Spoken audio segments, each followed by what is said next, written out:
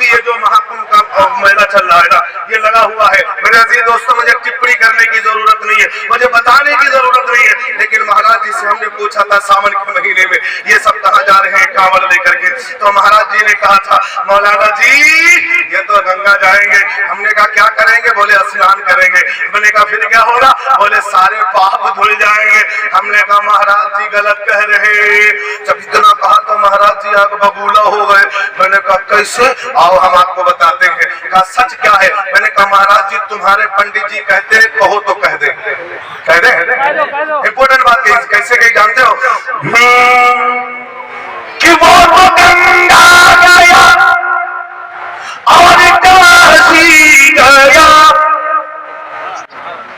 वो तो गंगा गया और काशी गया, और गंगा नहाते ही मन में ख्याल आ गया क्या? और तन को धोया मगर मन को धोया नहीं, तन को धोया मगर मन को धोया नहीं, उसको गंगा नहाने से क्या फायदा? क्या फायदा? जब हमने कबीर जी से कहा कबीर जी तुम बोलो, तो कबीर जी बोले बड़ी सोरी बात कही कि मुल धोवे शरीर को, मुल वालो तो सुभान अल्लाह ना बोले, जब नबी का नाम हो तो बोलना मुल धोवे शरीर को, धोवे ना मन का मैल, अरे नहाए गंगा गोमती,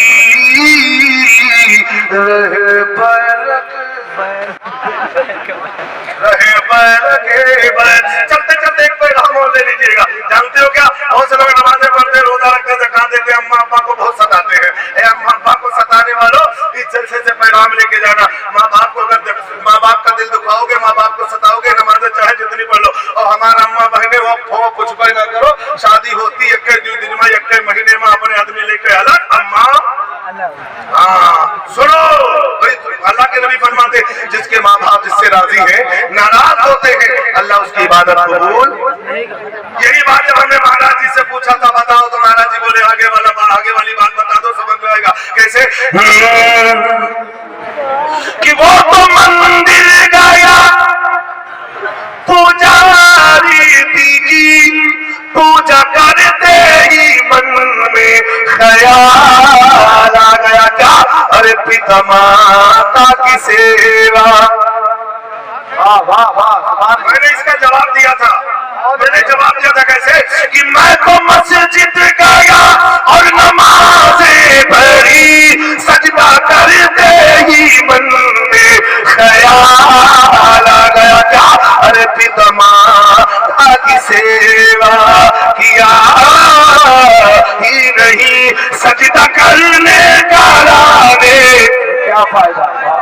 ये दारुल फैज़ुर रसूल के तरफ अपना नाम देंगे, कहीं भी जाएंगे माँ बाप की फरमा बरदारी करेंगे। और चलते चलते माँ बाप की मोहब्बत में सुन लीजिएगा, जिक्र कुरान करता है माँ बाप का, किसका दर ऊंचा दर्जा है माँ बाप का, क्यों? जो है माँ की रजा वो है रब की रजा, माँ के दिल को दुखागा। बुरी बात है, बुरी बात है।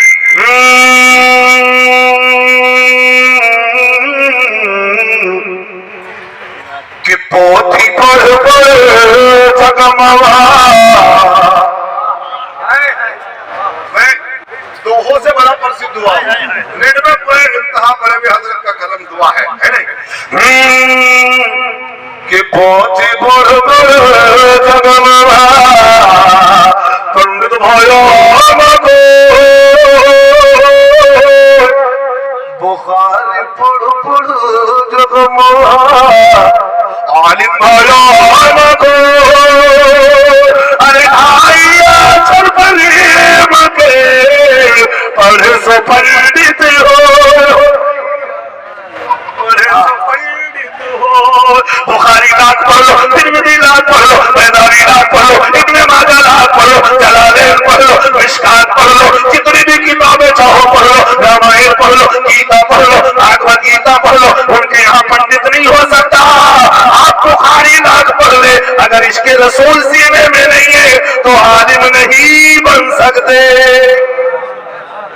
یہ وہ دارul ulum ہے، یہاں سے جب بچہ بخاری پڑھتا ہے تو بخاری کے ساتھ ساتھ میں عشق رسول کا جام بھی پیتا ہے۔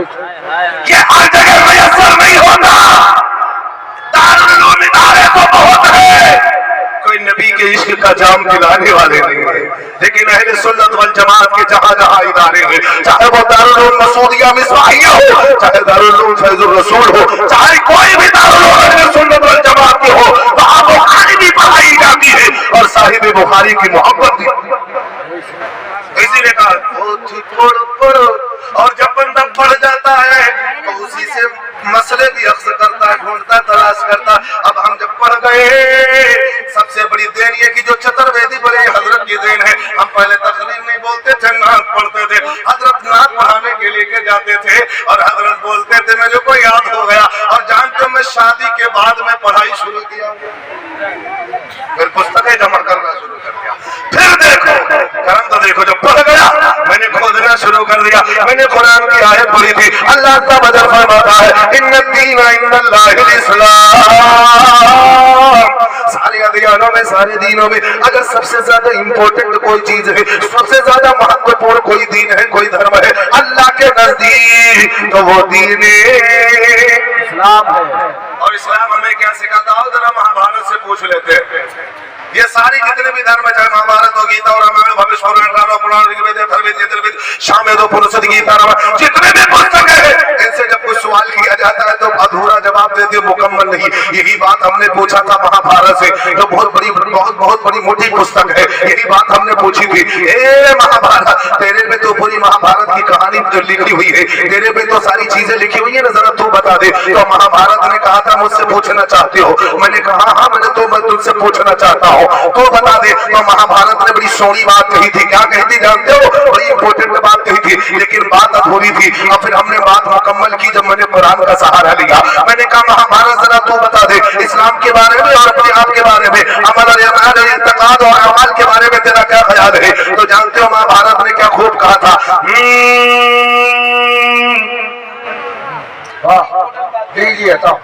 مہابھارت سے جب ہم نے پوچھا اے مہابھارت ذرا تو بتا، تو مہابھارت نے امپورٹنٹ جملے میں دے دیا تھا، کیا بہت امپورٹنٹ بات بتائی تھی، بڑی مہتوپورن بات بتائی تھی، اور کیا کہا تھا؟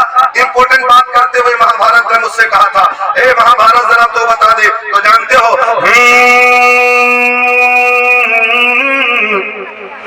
کہ دھرم کرم نشچت کرو، یہ جب بات بتائی تو میرے کو یقین نہیں ہوا، کیونکہ بات ناقص تھی، ادھوری تھی، اور میں نے اس کو مکمل کرنا تھا، ہمارے اساتذہ کا سہارا لیا۔ کیسے؟ کہ دھرم کرم نشچت کرو، سن کر سمے پکار، اور جگ میں آیا کس لیے